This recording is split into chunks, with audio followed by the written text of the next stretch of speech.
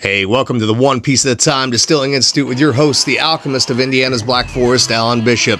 Hey, this channel is all about home distilling and legal distilling. If you've got questions, reach out to us in the comments below, social media, or via bishopshomegrown@gmail.com. And don't forget to check out thealchemistcabinet.com. Hey guys, time for one more talking head video this evening. So this one was particularly interesting, I thought this email was, and also very timely given the fact that we just interviewed my good friend Paul Menta, the incredibly talented chef distiller of Key West First Legal Rum Distillery.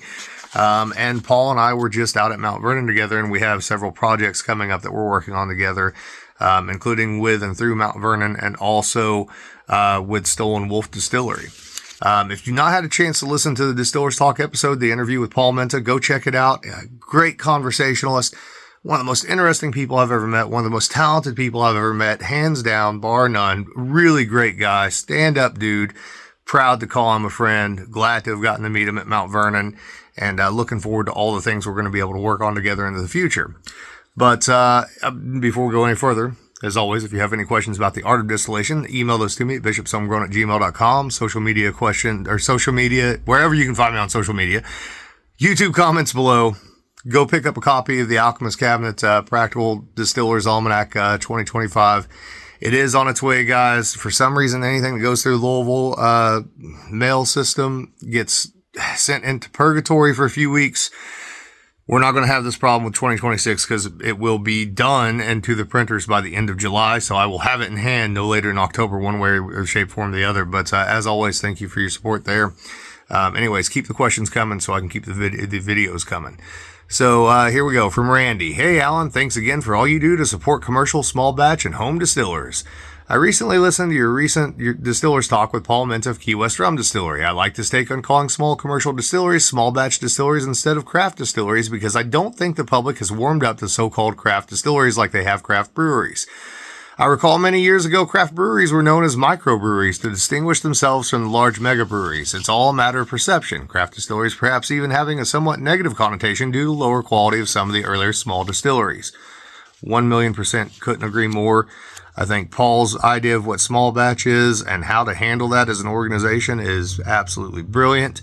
I can't wait to see where that goes, and I am proud to be a part of it.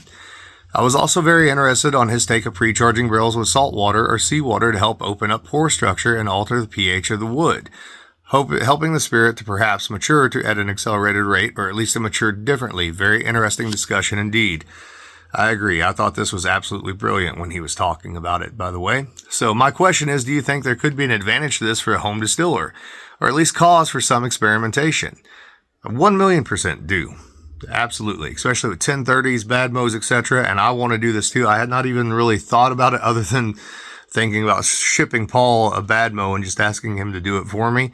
But I love where you're headed at with this. I think this is brilliant stuff. This is exactly what home distillers need, these sort of challenges. And I'm going to make sure Paul sees this question, and maybe he'll even record a video response for you as well, because I'd be curious what his take is on what you're saying here. I'll be doing some of my own experimentation, and we'll keep you posted. Also, I would think that you would probably want to rinse the barrel a time or two with plain water after soaking the barrel for a few days, considering how salty seawater is. Your thoughts on this and how long you might want to soak the barrels with salt water? Honestly, I don't know because I've never messed with it, but I'm sure Paul could help us out with that.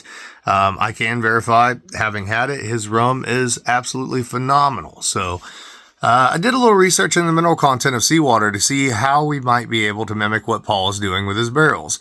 See the charts below for my analysis of the primary mineral content of seawater. Obviously, the best way to achieve the right mineral content of the water would be to simply add the correct amount of sea salt or to distilled or RO water, which is approximately 35 grams. It varies from 32 to 38 grams of sea salt per liter of water. Relatively large 1 to 10 pound bags of sea salt can be obtained at reasonable prices through Amazon. Since I already have all the various mineral salts I use for mineral adjustments for my drinking water and for brewing beer, I chose to come up with the tables below.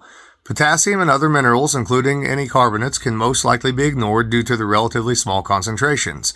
I did include potassium, however, for those that are like myself, OCD, and want to get as close as possible. Again, if you're that OCD, just order and use sea salt at 35 grams per liter.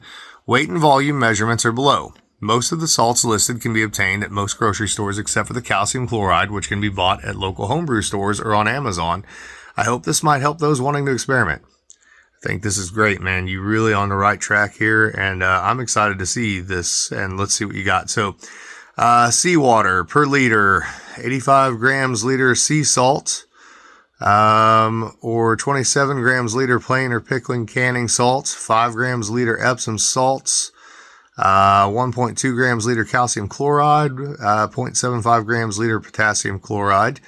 For a bad motivator, 1.8 gallon barrel, 0.5 pounds or 230 grams of sea salt. Go to the next page. 11 grams Epsom salt. I believe that is 8 grams calcium chloride and 5 grams potassium chloride. For bad motivator, 5 gallon barrel, 1 pound, 7 ounces or 661 grams of sea salt, or 513 grams plain or pickling canning salt, 114 grams of Epsom salt, 23 grams of calcium chloride, or 14 grams of potassium chloride. Man, you are on the right track, and I'm telling you right now, I'm tracking down some sea salt. It's going to happen. I'm going to do this. This is a great experiment. I want to hear what happens with your stuff.